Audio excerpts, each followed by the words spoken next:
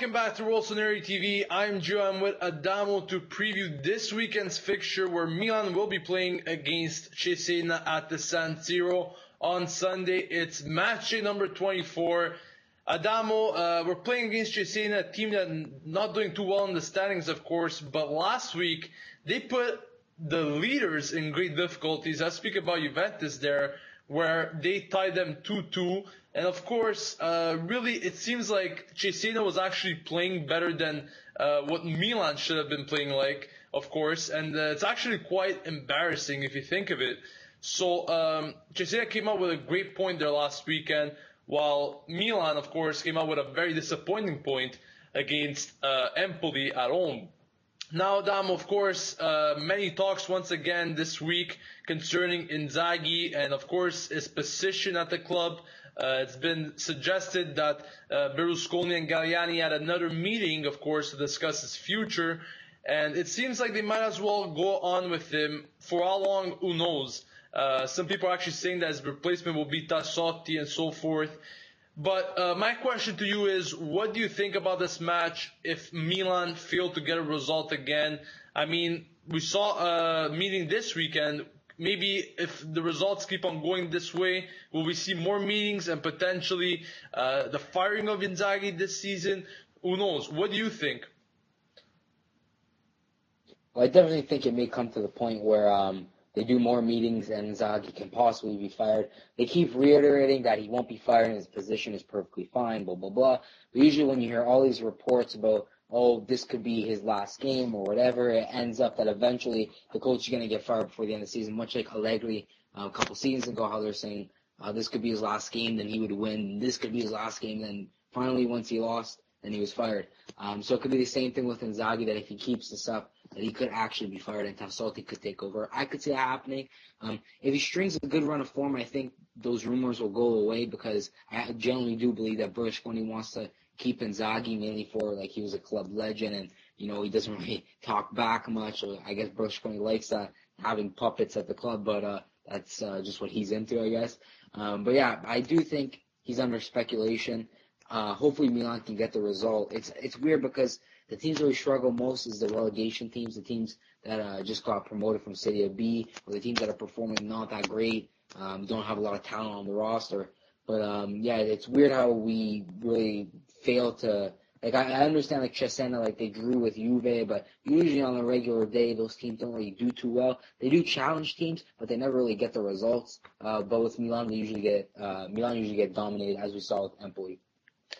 Beware of the Seahorses, guys. That is all I have to say, because this team could really embarrass some of the top teams like we have seen. So who knows what's going to happen. I mean, last time, I believe we didn't escape with a win as well when we played against them. I think it was a 1-1 tie. So once again, Milan dropping points against these teams, so we shouldn't take them lightly. And of course, hopefully, we finally get a win after a while. Now, speaking about Inzaghi, once again, he's kind of introducing this trequartista. Of course, we've seen different formations like almost every game since the start of the season, different players, different positions, and so forth. Now, there's been rumors this week that Onda might start as a trequartista. However, the updated formations on Gazzetta dello Sport suggest differently. So let's take a look at the probable lineups, guys, for Milan against Cesena. Starting in net with Abbiati, of course, Diego Lopez suspended, therefore he will be missing this match. In defense, once again, lots of injuries, lots of suspensions. Maxès still suspended. Of course, Zapata and so forth. They're all missing there. De Sciglio, Abate still not returning. So this should be the back four. This is almost certain to be the back four. Bonera starting as the right back. Rami, Alex as the center backs. Antonelli on the left. The three mids will be De Jong in the middle, Bonaventura on the left, and the return of Montolivo on the right.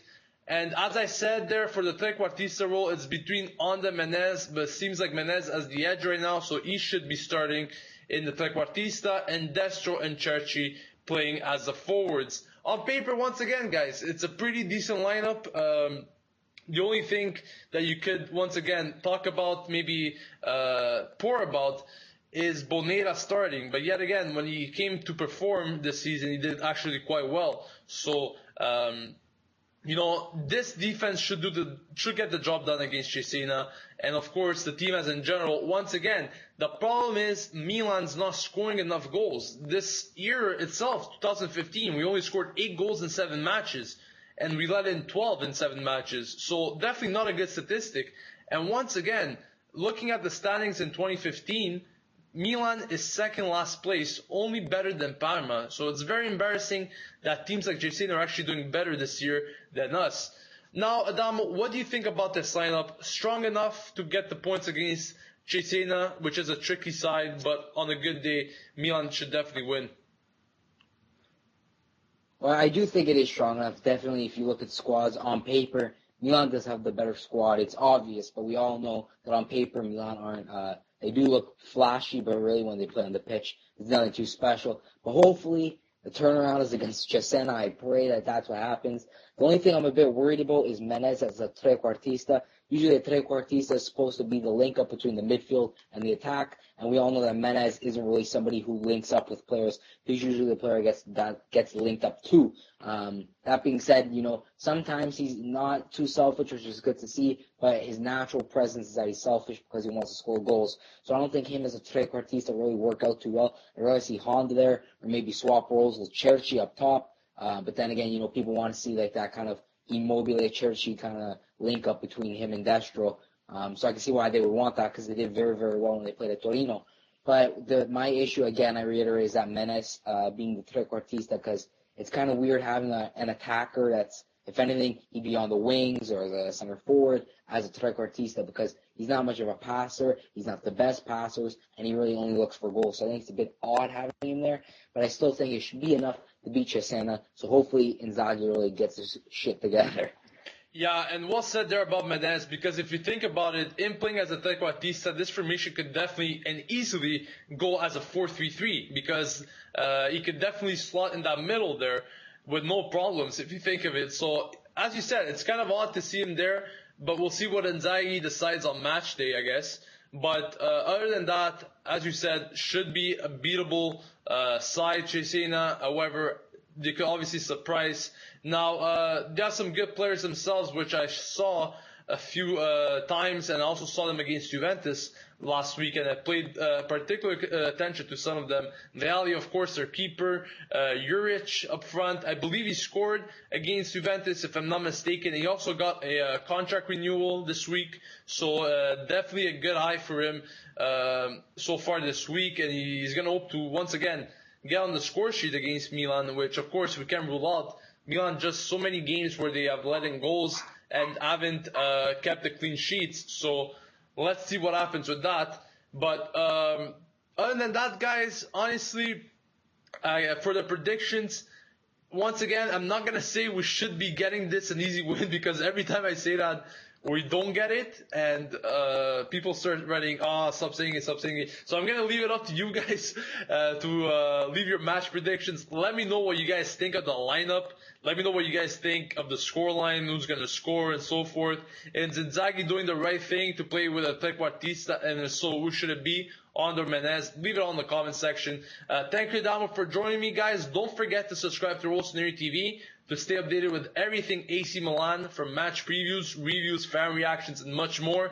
We're on the road to 3K. We're only about 50 subs away, guys. So if you're not subscribed, please do so and help us out. It'll mean really a lot. Thank you for watching, guys. We'll see you on Sunday for the videos after AC Milan Cesena. Thank you for watching, and as usual, Forza Milan!